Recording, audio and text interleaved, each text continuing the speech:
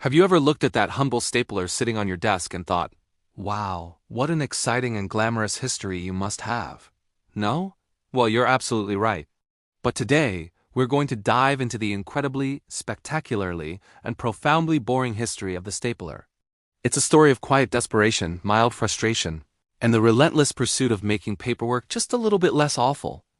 So, grab your least interesting beverage, settle into your most comfortable chair, and prepare to be mildly underwhelmed as we explore the journey of this unsung office hero. Before the familiar click-clack of the modern stapler, how did people keep their important documents from flying away in a dramatic, movie-like fashion? The methods were, shall we say, a bit more hands-on. Imagine you've just finished writing a revolutionary manuscript or maybe just your weekly grocery list. You have to carefully pierce the corners of your papers and painstakingly thread them together with string or ribbon. It was like a tiny, tedious craft project for every set of documents. This was slow, inefficient, and turned your pristine paperwork into something resembling a first grader's art project. For a fancier touch, some people used straight pins. This was a quicker solution but came with its own set of problems. Nothing says professionalism quite like accidentally stabbing yourself while trying to read a report. It was a world of minor injuries and frayed ribbons, a dark age for paper management. Someone, somewhere, surely looked at their pricked finger and thought, there has to be a better, more boring way to do this. And they were right. A stage was set for a revolution, albeit a very quiet and metallic one.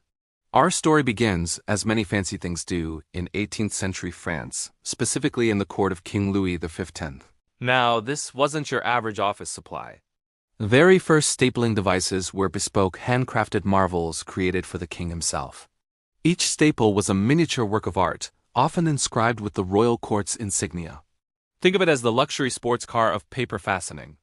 These devices were symbols of status, used only by the wealthiest and most powerful people. Can you imagine the paperwork in the royal court?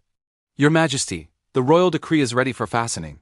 And out comes a golden, jewel-encrusted device to bind the pages. It was less about practicality and more about showing off. For the average person, this was completely out of reach. The idea of a personal, mass-produced paper fastener was still just a distant, uninteresting dream. This early glamorous phase of the stapler was short-lived and didn't really solve the problem for anyone outside the palace walls. It was a fascinating but ultimately impractical beginning. The 19th century was a time of great innovation.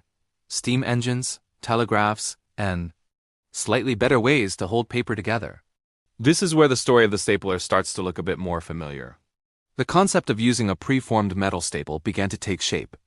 In 1866, a man named George McGill received a patent for a small, bendable brass paper fastener, which was a step in the right direction.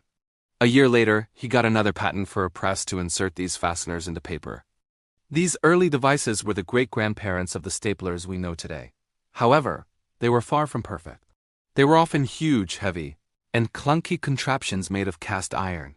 Operating one probably felt like working a small piece of industrial machinery. You'd have to load individual staples, which was a slow process, and they were notorious for jamming. The quiet frustration that office workers know so well, that moment when the stapler just refuses to work, was born in this era.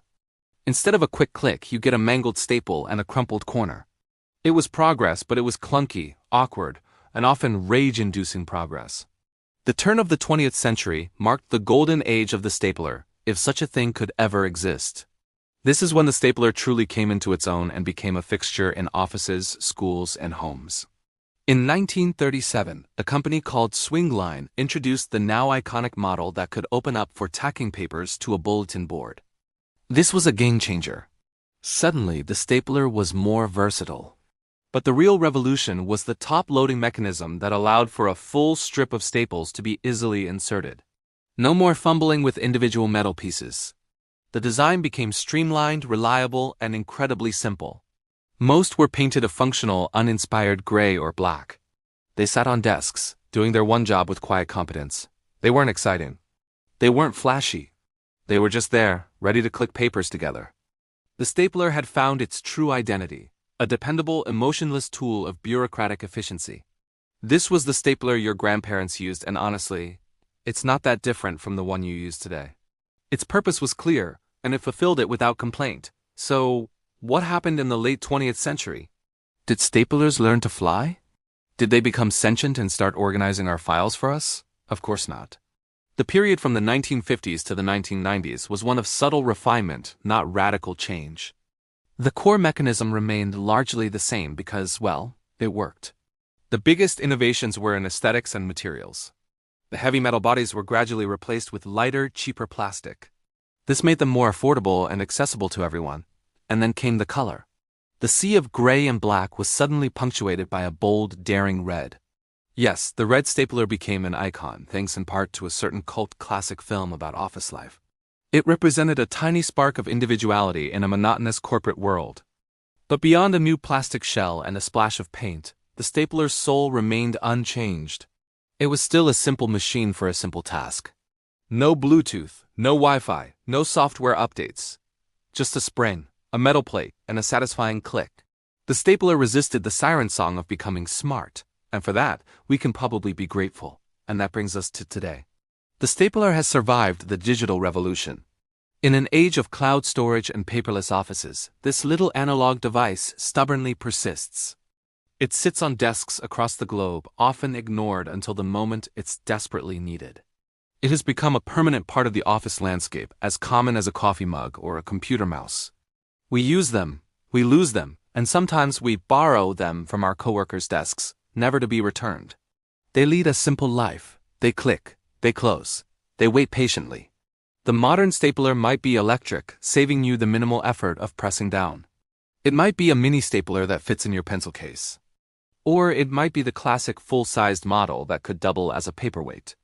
But at its heart, it's the same tool it has been for over a century. A humble, reliable servant in the endless battle against loose paper. So there you have it. The complete, unvarnished, and admittedly boring history of the stapler.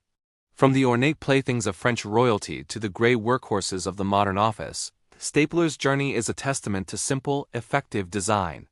It never asked for fame or glory. It just wanted to hold your papers together.